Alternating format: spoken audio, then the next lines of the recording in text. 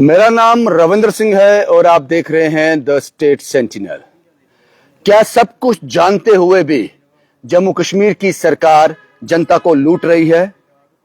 और क्या इससे बचने का कोई रास्ता है जनता के पास? क्योंकि सरकार यह लूट जारी रखेगी। आज से लगभग 3 से 4 महीने पहले, शायद 5 महीने पहले, मैंने एक इंटरव्यू के दौरान ट्रांसपोर्ट मिनिस्टर सतीश शर्मा साहब से यह सवाल पूछा था। मैंने पूछा था कि जो ट्रांसपोर्ट डिपार्टमेंट आरटीओ फीस लेता है नई गाड़ी पर, वो गाड़ी की बेसिक कीमत पर नहीं लेता, जब उसमें जीएसटी इंक्लूड हो जाती है उस पर लेता है, ऐसा क्यों? और जब उन्होंने ये सवाल सुना था वो हैरान हुए थे। उसी वक्त उन्होंने अपने ऑफिसर से पूछा, क्या यह सही है? अगर यह सही है तो गलत है। उनके ऑफिसर ने जवाब दिया, यह सही है। फिर उन्होंने एश्योर किया था कि मैं इसकी जानकारी पूरी इकट्ठी करूंगा और उसके बाद अगर ये गलत है तो इस पर कार्रवाई करने की कोशिश की जाएगी। वो कोशिश अभी तक कामयाब नहीं हुई। इस इशू के बारे में मैं आपको ध्यान से समझाऊंगा। उसके बाद आज आरटीओ जम्मू जसमीत सिंह से मैंने कुछ सवाल पूछे। सब सवालों के जवाब उन्होंने बड़ी ईमानदारी से दिए और वो ऐसे जवाब थे जो लगता था कि वो जवाब ठीक है। लेकिन अचानक जब यही सवाल दोबारा मैंने उनसे पूछा कि आरटीओ जो फीस लेता है नई गाड़ी पर, आरटीओ की फीस होती है, वो जीएसटी लगने के बाद क्यों 9% ली जाती है, 9 से 10%? उनके पास कोई जवाब नहीं था। उन्होंने कहा कि रूल ऐसा है, मतलब कि वो इसको जस्टिफाई नहीं कर पा रहे थे।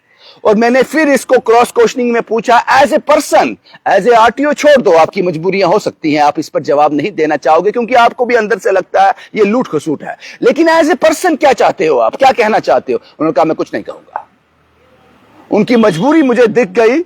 अब ये इश्यू क्या है वो सुन लीजिए। ये इश्यू जो है, जब आप नई गाड़ी लेते हो तो 2 स्लैब में, ये 2 स्लैब मुकर्रर किए गए हैं सरकार के द्वारा कि 2 स्लैब में आरटीओ की फीस होगी। एक स्लैब है 18% और दूसरा स्लैब है 40%। जो गाड़ी 1500 सीसी डीजल में उससे ज्यादा होगी तो यह स्लैब 40% तक हो जाएगा। अगर 1500 सीसी या उससे कम रहेगी तो यह स्लैब 18% रहेगा। अब मान के चलते हैं, एक एग्जांपल मैं आपको देता हूं। मैंने एक गाड़ी खरीदी जिसकी कीमत 20 लाख रुपए है। बेसिक कीमत, जो कंपनी की कीमत है, 20 लाख रुपए है। और जाहिर सी बात है, 20 लाख की गाड़ी है तो 1500 सीसी से ऊपर होगी। उस पर टैक्स लगेगा, जीएसटी, उस पर जीएसटी लगेगा 40%। यानी कि वो गाड़ी हो गई 20 लाख से सीधा 8 लाख जीएसटी लगा, 28 लाख की। 28 लाख की वो गाड़ी एक्स शोरूम पड़ी। अब आरटीओ की फीस कैसे होनी चाहिए? आरटीओ की फीस होनी चाहिए उस 20 लाख पर जो बेसिक था, लेकिन ये आरटीओ की फीस 9 से 10% चार्ज करते हैं 28 लाख पर। जो 8 लाख ऑलरेडी जीएसटी लगा हुआ है, टैक्स लगा हुआ है, वो 8 लाख भी उस बेसिक कीमत में ऐड करते हैं। यानी कि आपको 10%, 9 से 10% जो आरटीओ की फीस लगी वो 28 लाख पे लगी। 20 लाख गाड़ी की कीमत, 8 लाख जीएसटी, 28 लाख। 28 लाख पर आप 9% लगा के चलो, 8 लाख पर 9% कितना हुआ? 72 हजार रुपया। अगर गाड़ी की बेसिक कीमत 20 लाख है तो आपने 72 हजार रुपया एक्स्ट्रा आरटीओ की फीस दी, क्योंकि आपने उस 8 लाख पर भी 9% दिया जो टैक्स है। जो 20 लाख पर 8 लाख टैक्स बनकर 28 लाख बना, आपने उस 8 लाख पर भी 9% आरटीओ को दिया, टैक्स पर टैक्स।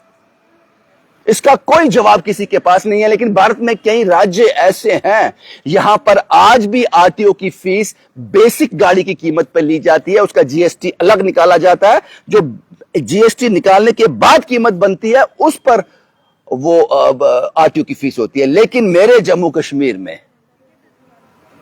आप समझ रहे हैं, एक बेसिक 20 लाख की गाड़ी पर आप 72 हजार रुपया एक्स्ट्रा, 72 हजार रुपया आपकी जेब पर डाका डाला जाता है आरटीओ फीस की शक्ल में।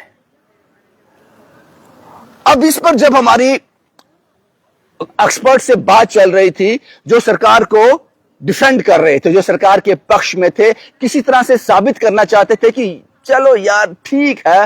वो कैसे समझा रहे थे? वो मुझे ऐसे समझा रहे थे, साहब जब ये टैक्स 9% हुआ था 2018-19 में, शायद ये आरटीओ फीस 9% बढ़ी थी, तब डीलर्स ने क्या किया था? जो गाड़ियां बेचते हैं कंपनी वाले, उन डीलर्स ने क्या किया?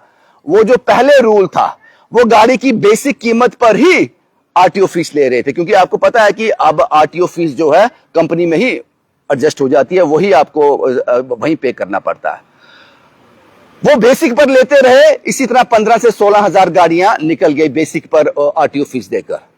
और बाद में जब आरटीओ ने ये क्लेम किया उन डीलर से, भाई जीएसटी को ऐड कर इस पे हमारी 9% फीस लगाओ, उन डीलर ने कहा साहब ये तो गलत है, ये तो आपने हमें सूचित नहीं किया।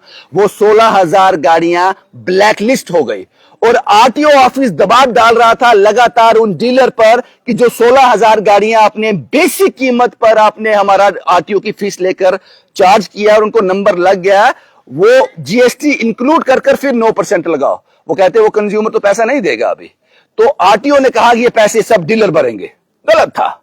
फिर डीलर चले गए सुप्रीम कोर्ट में। सुप्रीम कोर्ट ने कहा कि ये पैसे डीलर नहीं भरेगा, आरटीओ ऑफिस जो है ये पैसे डायरेक्ट कंज्यूमर से लेगा। फिर वो 16,000 गाड़ियां को ब्लैकलिस्ट किया गया, फिर उनके मालिक आरटीओ ऑफिस गए, फिर वो जीएसटी पर जो 9% था वो उन्होंने वहां पे किया, जो टोटली गलत था। फिर उनकी गाड़ियां व्हाइट लिस्ट में आई, ब्लैक लिस्ट से बाहर आई। हालांकि सुप्रीम कोर्ट ने यह कहा, क्योंकि वहां पिटीशन डीलर ने यह दी कि यह पैसा हम क्यों दें, जो कि हमें सूचित ही नहीं किया गया, पहले हमें बताया ही नहीं गया, तो यह पैसा तो कंज्यूमर देगा। सुप्रीम कोर्ट ने इसको कभी जस्टिफाई नहीं किया कि आप जीएसटी पर टैक्स लगा रहे हो। तो अब इस लूट से कैसे बचा जाए? क्योंकि सरकार आपको ऐसे ही चलती रहे, उनका रेवेन्यू आ रहा है। एक 20 लाख की गाड़ी जो बेसिक कीमत है, उस पर वो 70 से 80 हजार रुपया आरटीओ फीस आपसे एक्स्ट्रा ले रहे हैं, जो जीएसटी पर वो आरटीओ फीस चार्ज कर रहे हैं। तो वो कभी नहीं चाहेंगे कि ये सुधरे, वो कभी नहीं चाहेंगे। तो इसका हल क्या है? अभी अगर आप सरकार की तरफ देखते रहोगे तो ये कभी हल नहीं होगा, ये आपकी जेब पर डाका पड़ता रहेगा। इसका हल ये है, कोई वकील साहिबान, कोई आम आदमी इसको लीगल वे में चैलेंज करे, तो मुझे लगता है कि कोर्ट कभी भी इसको परमिट नहीं करेगी। टैक्स पे टैक्स कभी होता ही नहीं। जो ऑलरेडी आप 20 लाख की गाड़ी पर या 10 लाख की गाड़ी पर आप ऑलरेडी जो टैक्स 18% और 40% की शक्ल में दे रहे हो, उस 18% और 40% की अमाउंट पर भी 9% आरटीओ चार्ज कर रहा है, यानी टैक्स पर टैक्स। अगर इसको लीगली चैलेंज किया जाए तो यह ठीक हो जाएगा, लेकिन आज तक किसी ने इसको लीगली चैलेंज किया ही नहीं। और सुप्रीम कोर्ट के ये निर्देश कतई नहीं है। उनके पास मामला गया था, डीलर लेकर गए थे कि ये आरटीओ हमसे क्यों पैसे मांग रहा है उन 16,000 गाड़ियों के, जो हमने बेसिक अमाउंट पर जिनको आरटीओ फीस चार्ज की है। अब जीएसटी पर हमने चार्ज नहीं की तो उसके पैसे हम क्यों दें? फिर सुप्रीम कोर्ट के सिर्फ ये निर्देश थे आरटीओ ऑफिस को कि आप डायरेक्ट उन कंज्यूमर को तलब करें जिन्होंने गाड़ियां खरीदी हुई हैं, वो आकर रेस्ट ऑफ द मनी, जो जीएसटी का आपका अमाउंट है, उस पर भी टैक्स भरें आपके पास आकर। यह सुप्रीम कोर्ट ने कहा था। सुप्रीम कोर्ट ये कतई नहीं कह सकता कि आप टैक्स पे टैक्स लो, ये ऐसा ऑर्डर कोई है ही नहीं। अगर इसको लीगली चैलेंज किया जाए, मेरे जितने भी वकील साहिबान या कानून के जानने वाले आम लोग भी हैं, क्योंकि सरकार से आपको उम्मीद नहीं रखनी चाहिए, क्योंकि मिनिस्टर साहब की नॉलेज में मैंने ये बात डाली है, आरटीओ साहब की नॉलेज में ये बात है। आरटीओ साहब तो कुछ कर नहीं सकते, वो तो सरकार के कर्मचारी हैं, सरकार के वो निर्देश पर काम करते हैं। लेकिन मिनिस्टर साहब इसमें अमेंड कर सकते हैं, इसको सही कर सकते हैं, इस गलत को सही कर सकते हैं। लेकिन क्यों करेंगे? उनका रेवेन्यू मिल रहा है उनको। शायद सतीश जी ने कोशिश की होगी, लेकिन ऊपर से ऑर्डर आए होंगे, भाई क्या तकलीफ है, आ रहा ना पैसा, आम जनता की जेब कट रही है, तुम्हें क्या फर्क पड़ता है। उन्होंने कोशिश की होगी, मुझे लगता है जिस कद के वो नेता हैं, जिस सोच के वो मालिक है, कोशिश जरूर की होगी उन्होंने। लेकिन ये गलत सरकार कर रही है, लूट है ये। जीएसटी पर 9% आरटीओ फीस। अगर 20 लाख की गाड़ी 8 लाख जीएसटी बनता है, तो 8 लाख पर 9% 8 9 72,000, 72,000 रुपया आप एक्स्ट्रा दे रहे हो आरटीओ फीस की शक्ल में। अगर आपकी 20 लाख की गाड़ी पर आरटीओ की फीस 1.5 लाख पड़ती है, 1.5 लाख, 1,40,000, उसमें से आपको 70-80 हजार ही देना, उसका आधा अमाउंट जो है वो जीएसटी का टैक्स ही है, जी टैक्स के ऊपर टैक्स है। और ये धांधली है, ये गोरख धंधा है, ये लूट है, ये डकैती है, ये चोरी है जो दिन के उजाले में की जा रही है। कोई भी इसको लीगली चैलेंज करेगा तो मुझे लगता है कि ये फैसला जो है जनता के हक में आएगा। हम ये नहीं कहते कि जब से आपने ये लूट मचाई हुई है तब तक के पैसे उन कंज्यूमर को वापस करो, हालांकि करने चाहिए। अगर आपने उन 16,000 गाड़ियों से उनको बुलाकर उनसे पैसे लिए थे जीएसटी पर भी, तो आपको जब से ये इंप्लीमेंट है सबको पैसे वापस करने चाहिए जो आपने एक्स्ट्रा लिए। मत करो एक्स्ट्रा जो आज के बाद इस ऐसा कोई कानून में बदलाव आता है उसके बाद जो गाड़ियां बिकेंगी उनको भाई गाड़ी की जो बेसिक कीमत है उस पर टैक्स लगाओ, उस पर आरटीओ फीस लगाओ, ना कि जीएसटी इंक्लूड कर।